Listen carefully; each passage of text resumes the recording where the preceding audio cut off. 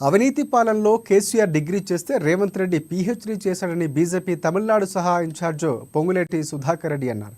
Congress party ఇచ్చిన 6 గ్యారంటీల అమలు పోసాలపై బీజేపీ ఆధ్వర్యంలో సమావేశం ఏర్పాటు చేశారు.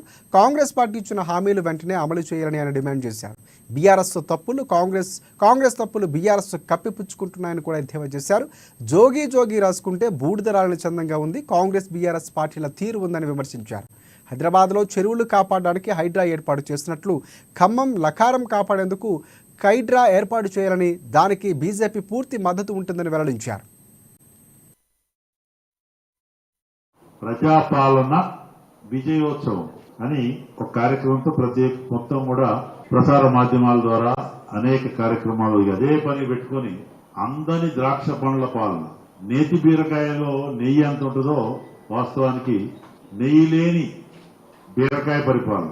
అంటే కోడి తిన్న ఫీలింగ్ రావాలా, చికెన్ తో భోజనం చేస్తున్న ఫీలింగ్ కరెక్ట్ గా దీనికి సరిపోతుంది. అమలు చేసినట్టు హడావుడి చేశారు. రైతు రుణమాఫీ 2 లక్షలు మేము ప్రపంచవ్యాప్తంగా అసలు ఏ రాష్ట్రంలో ఇన్ని వేల కోట్లు ఒకేసారి.